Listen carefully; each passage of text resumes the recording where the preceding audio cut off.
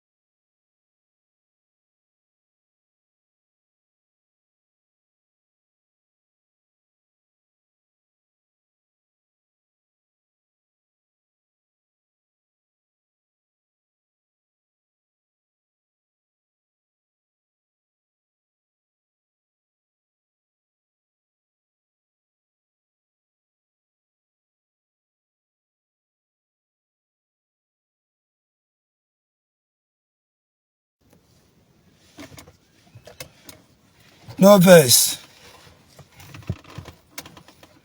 Meguna no verse ya. Onye young boys aya wata ya na afu. Una wani iwe.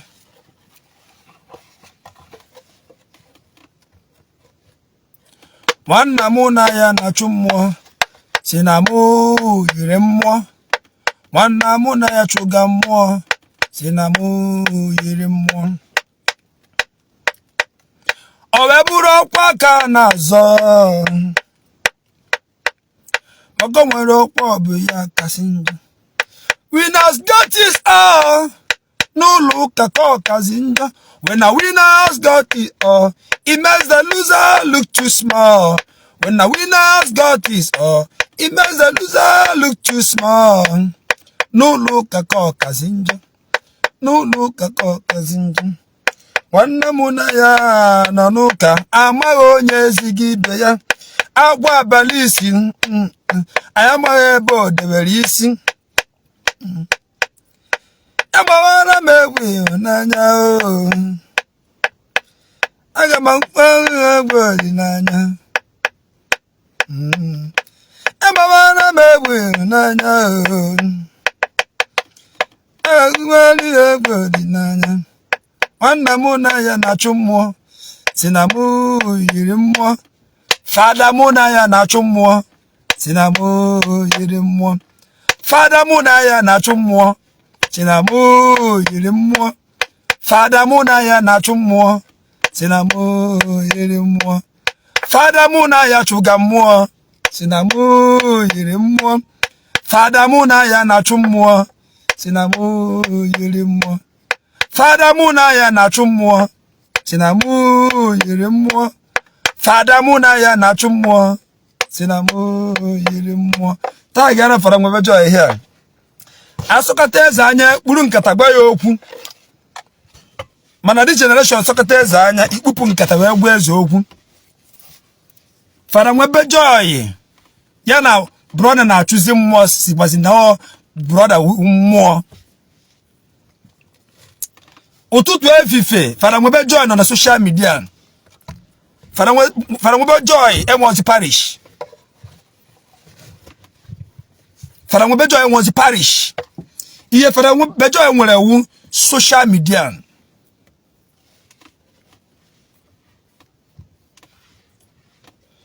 Iye Fada Nwebe Joy nwere ewu social media and ring light.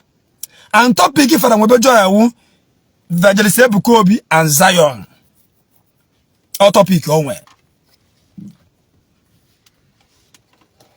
Oya topic Fada Nwebe Joy unwe. Onwozi parish. Parish ya wu psychopaths and gossip. Envy and jealousy. Ima na isokata mmadu anya like this, sokata mmadu anya like this. Igwagono onye ahụ okwu. Habia asigi akpere gwana Fada nke abụọ mkparị. Enwe ya wu na akpere mmadu, we wu na agwa mmadu ihe na-eme adịrọ mma.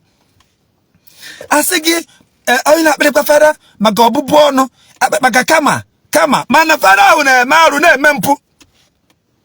Ikoreti ya Fada asigi nọ mkparị. Ikoreti ya Fada na ị na-akụ asịrị ihe na-eme adịghọ mma. Asigi na ọ mkparị. Asigi zekwa maka ọbụbụ ọnụ, zekwa maka kama. Ọ bụrụ na Fada na-eme ihe adịghọ mma, ngwa Fada na ihe na-eme adịghọ mma, ya bụọ m ọnụ ame ka mfu. Okay, I should just allow him, but let him continue with Ebuka Obi, Uche Best Furniture.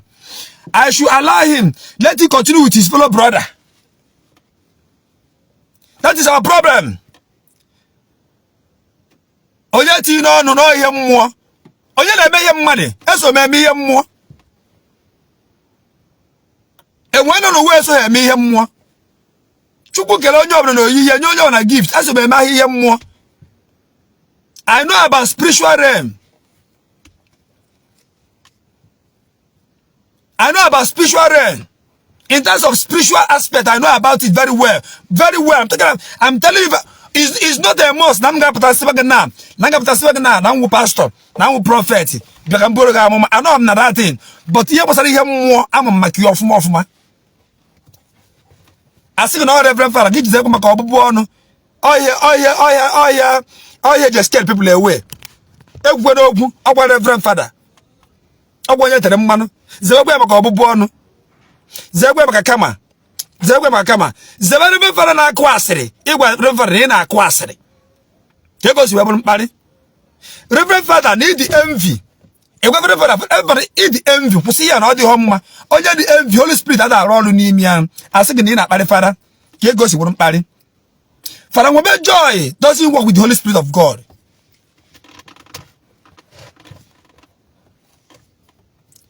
Can block what and fear.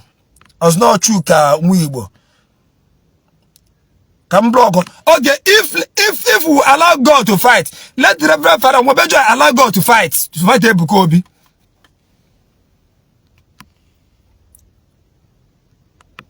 And besides, I'm not fighting for anybody.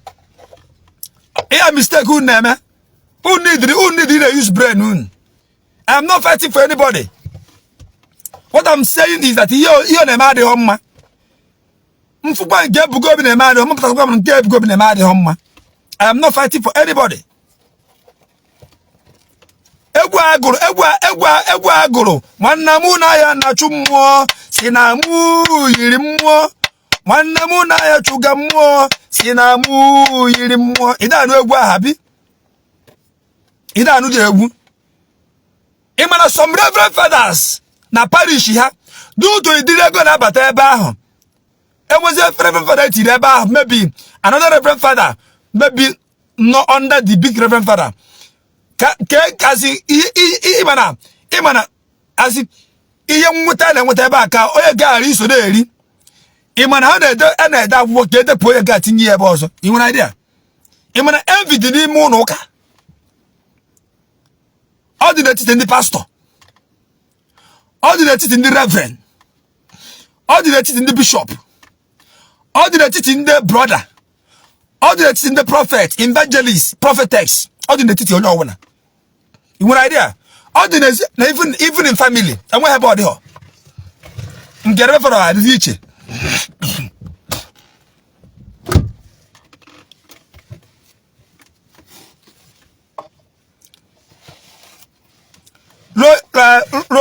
Royal kiss night. Let me tell you something.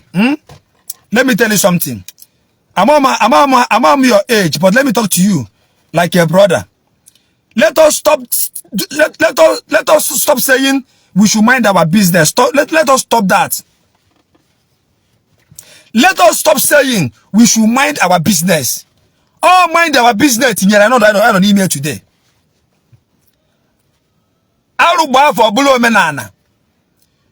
The mentality of mind your business. What be an email? In the days of our forefathers.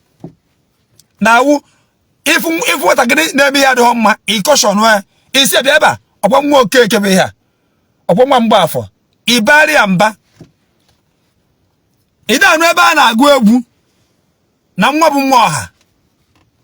Oja nura kwa mwa o.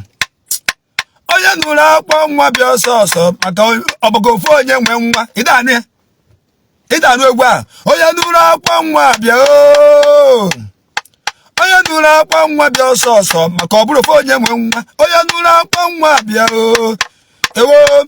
Oja nura kwa mwa bia so obogofo onye nwe nwa. Mana this generation wu oja nura kwa mwa baba so. Onura kwa nwa baba ọsọ maka ofu onye nwe nwa.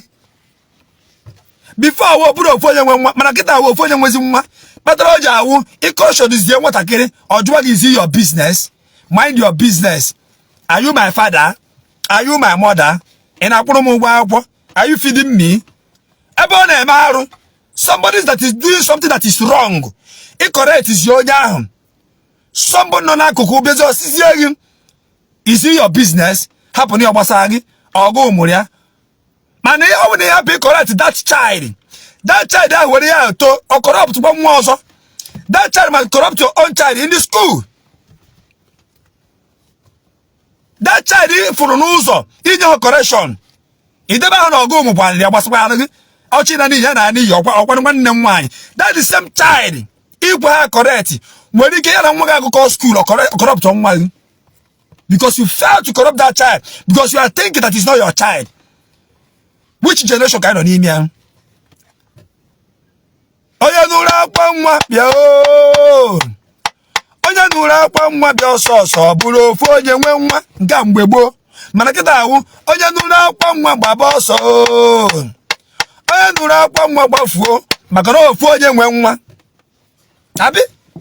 Correct. Let me tell you something. I am not doing it for people to notice me.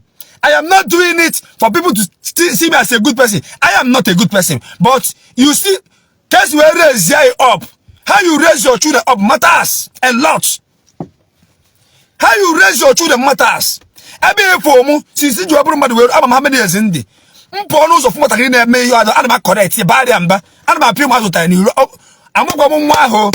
I don't know the child from anywhere. I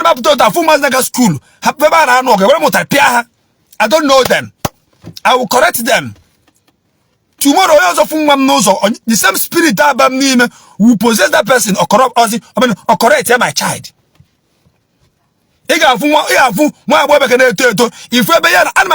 almost teenagers, they be 15 years or 12 years. With what get or boy, Hano Nanko, what are you doing here? What are you doing here? Oh, come, disappear. Make a twag game. I don't do am. Nay, I got to give me. Then he put us there for her.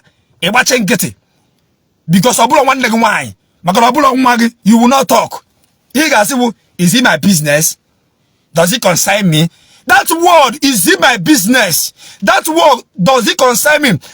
Have spoiled many things. Can I spoil it to you today? Can I spoil it to you today? Are you my mother? Are you my father? Because I'm not your mother. because I'm not your father. That's the reason why you put an also. What can I pick a canala? That's the reason why you put an uno, you repent now. That's the reason why you just put a bra. That's the reason why you put in a worry, a watch and noba. It is like you do go chiabuna, a girl of 15 years. In on a beer bullet, a star. Now, Igbo, a girl of 15 years. Because it's not because some people fail to correct you when you are small. People were like, is it my business? Or China ni or nani or Wasapanum? My name is Chagua that to talk about Saga. Would he get 1 years or off? Would he get that girl? I would ye. More schoolmate. I don't know how ye. On how schoolmate. On how to corrupt Weber. On all Germany and also. Or corrupt on one ya. In our juicy, a beg and 1 way simultaneity. Ebo simutia, Obele Wahefuro, that you fail to correct. Ebo simutia. I go to correct to Robert owner, he correct to Robert Wah. Okay, Mutia from Macobele Wah, Mahato. Each of you, each as him, in as of Mana Nimeyard. In August school, you say August school. Many children are bringing many characters in school. And that's our classmates. People have time they mind your business. Is it your business? Can block this fake account. Oh, you can see that he will buy his father if you come back to East. As in, I won't even work. If you are really a man, show your face. Or just go see him. You go. Go see, show your face. Go see. And secondly, the message. Take you face to face. I think there's always so. Get go na itiro ihugi. Let me hum. With this here, the take you face to face. Man of the hoodie mother. But I got a gem prison. Take you face to face. Go that here. That you eye me if I come back to the East. Go see me your face. Take you face to face. Nje mure no ni hundi mother. I want to ask ni hundi mother. But I got a gem prison. And block or wherever I go.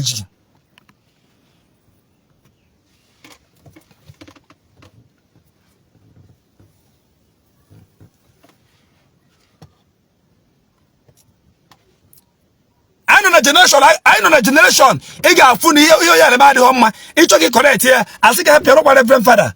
Hey, I want you to the man. I want a reverend father. Hey, it's one of my couple born. Hey, I'm at 1 year. Hey, touch not my anointed that do my prophet no harm. I am not touching the anointed father, and I'm not doing him harm, but I am correcting him. Father and Akwasiri. Oh, envy. Father, we be joy in Akwasiri. You want envy. I am telling you boldly. Azokotezanya eburu nkataba yovu. Awu ne yabugo bi na ma de hom go and correct him with love and peace. Go and correct him. Call him on phone. Bring your ego down. Call him. On. If you let anyone na to ebuko bi on na watakere nwa bia come here. Ebari amba. I said don't go there. He's a reverend. Me and myself, I am a reverend father. I am an anointed man of God. Everybody is anointed. All depending. Everybody in Nigeria is men of God. We are all children of God. I Simba. I chose me children of Satan. Everybody was created in the love and likeness of image of Christ. God created everybody in his love and his likeness and his image. We are all one in the eyes of God. We are all anointed. We are all men of God and women of God. All the potential deviate. Yes, the child root world. We are the instrument of God. Everybody.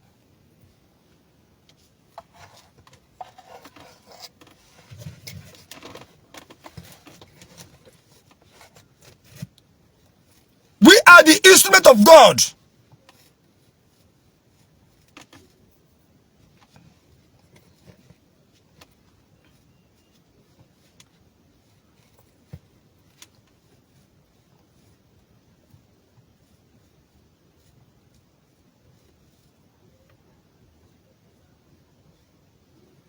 Aputa I correct ya fara signa guze kwa obubu onu ze kwe kama should come. Fara Nwebe joy inwe envy in you. You are jealous. That is what I'm seeing in you, and that's what you are practicing. You are correcting your brother in a public, insulting him, accusing him. You accuse him by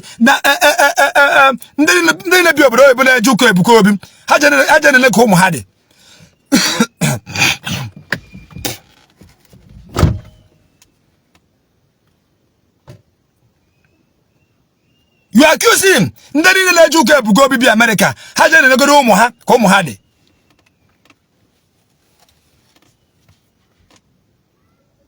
And I will stand to correct you. It seems that Abumonu, as in Kama, let that Kama should come. Let that Kama should come. Abumonu Abia, by correcting a father and me Adoma.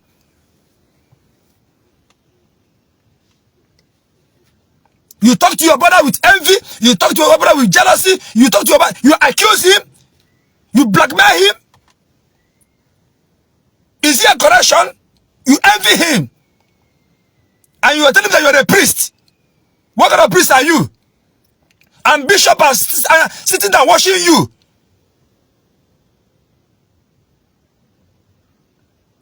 Bishop, somebody they cannot even caution you, call your attention. Is it how to correct a brother? How will I go back and matter? Is it how to correct him? And you are telling me that you are working with the Holy Spirit. Holy Spirit cannot dwell in a heart that have envy and jealousy. Our God is not an author of confusion. Holy Spirit can never dwell in a heart that have envy, jealousy, bitterness, wickedness, backbiting, blackmailing, manipulating. Every day you come out to social media, you start talking about one person. Call him on phone and correct him. Invite him to your parish if you have one. If you have a parish, invite him.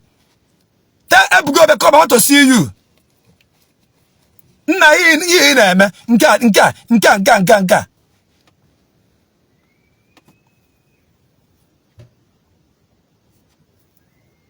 You are talking about Ebugobi. You are talking about Ebugobi. Obena ministry am. Oponite di na nwunye. Di na nwunye ana agwa ka ha si eme na ka ha si ha eme. Let me ask you one question. Onwere ya Ebugobi kponitere. Ebugobi first go money bia. Come here. Come and tell me how you are living with your wife. Okay, those people are na dey ebu ka ha na di ha si eme. Are they living well? And a bit of man had you ever come be. Manandi, Reverend Father, people never confess their sin to you people. Man never confess their sin to you. Reverend Father, Papa Amico. Father, Papa Amico, Bosio. Father, I'm my abortion. Father's be more here. Father, I'm my mother, Bosido. Father, I'm my cow. Why am I confess to you? Is it not public?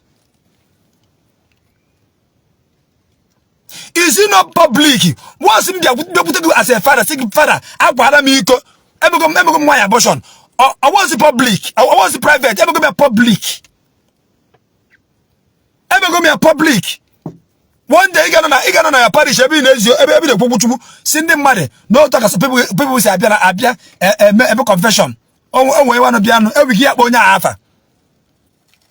Bible says you should expose the sin that you flee away.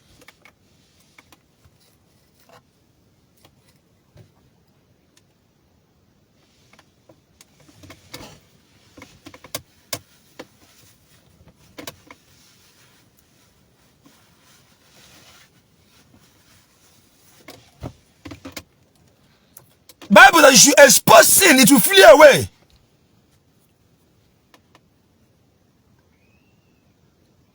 Correct your brother with love and peace. You said no. Now you put on a public. Every day, one year camera. Every day, ring light. Ebuka Obi nduza ministry Ebuka Obi chọrọ ka mma Ebuka Obi ndị eju ko Ebuka Obi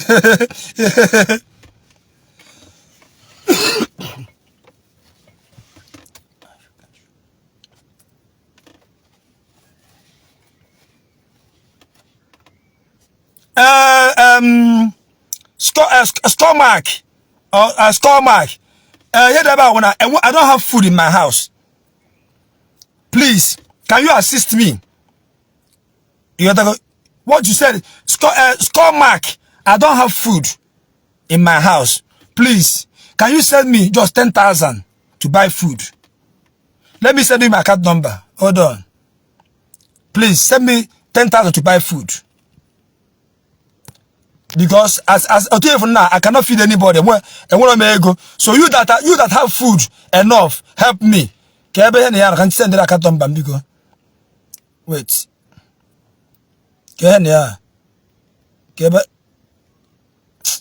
Oh.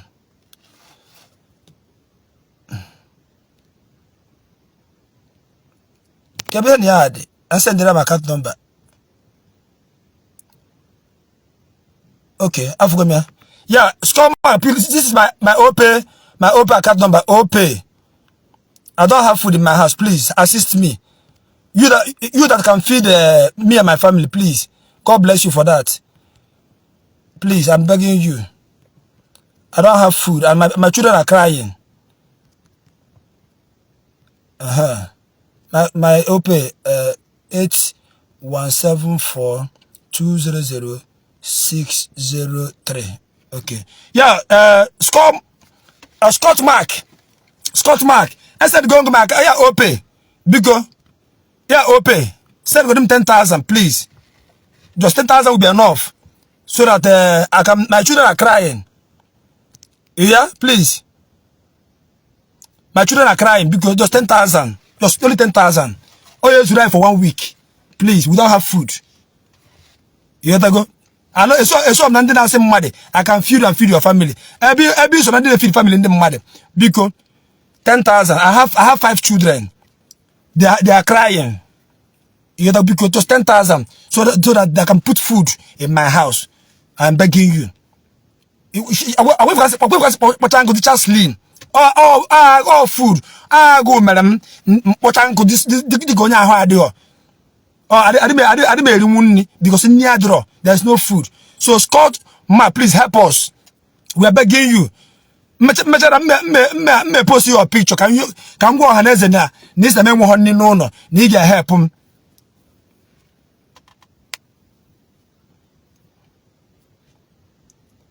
After this video now, I'm gonna post your picture. Can you on them Can you give them 10,000? Can wear any? Because I don't have food. Then we'll start from there.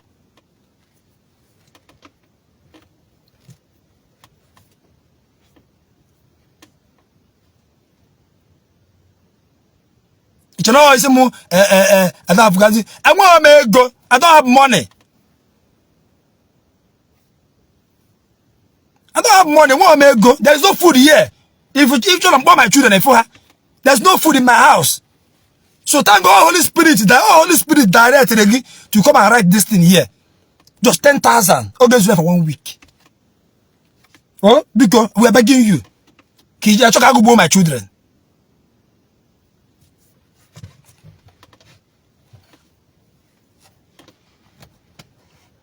My topic today, that we have failed as brothers, as sisters, as parents. I have failed, Lugo. My papa, my mama, my kusi, my pastor, my reverend. I have failed, Lugo, waffly. I have failed, waffly. Bible make camera train up your child in the way they should grow. When they grow, they will not depart from it. Don't read the Bible. Train up your child the way they should grow. When he or she grow, they will not depart from it. But this time, if what I agree them here do homma, a happy agafe.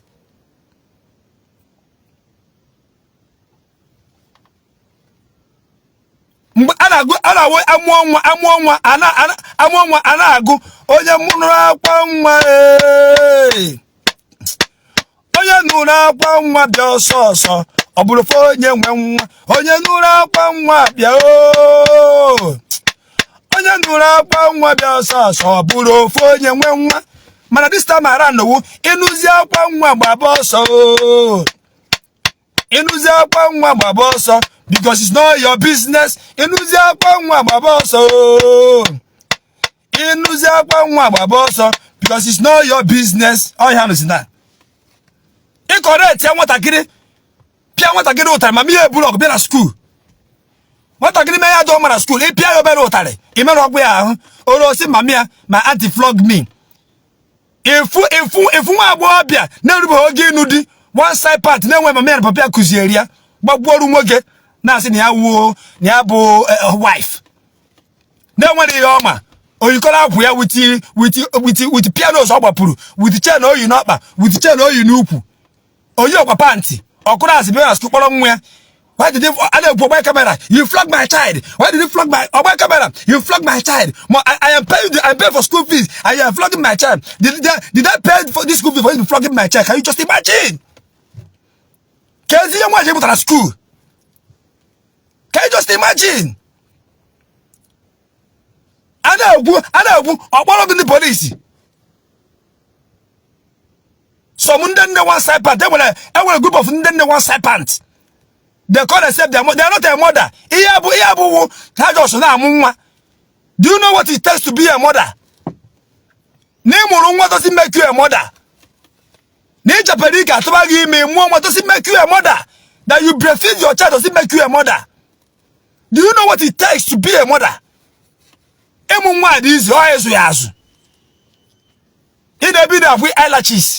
Some people don't understand about eyelashes happen. Ajo ka nwa osi chiba kamiana a mother in a saloon now kwempo you want the time for your children bacha no ba gbara n'ukwu Jezebel moya mmụọ mmiri ohu mmiri mami water you chọrọ one young boy na destroy business ya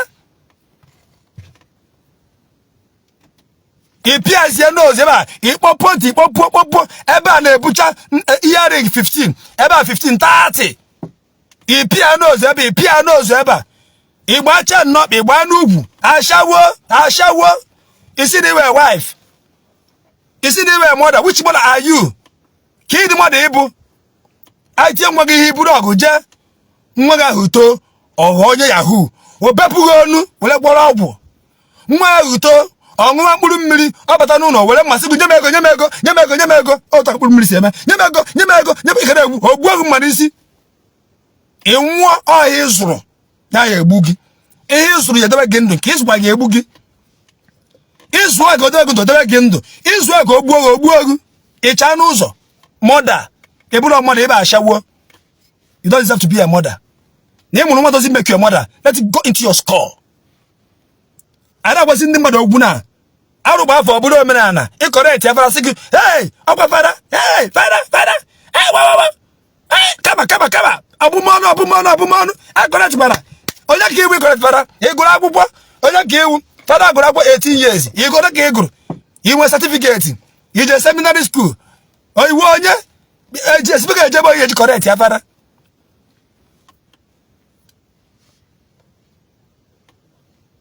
Father no boy camera boy camera now by bite his own fellow brother. Father boy camera father boy camera now by bite a blackmail his own fellow brother. I caught one year woke. Nobody saying anything. He correct is here singing abumono abia kamfu. I want to have one. I want to take up one. All I know is that I'm not going to insult anybody, but I will tell you what you are doing that is wrong. I must go in parish. My God, when parish when members, I don't think he went time for all these things. He went time for your people, for your members.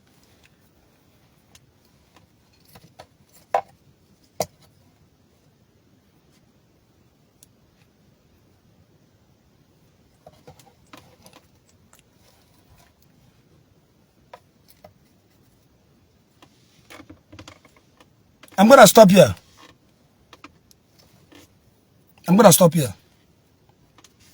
Gemesian. If you're gonna share button, share this video. Tag ya for Joy at this video. There one.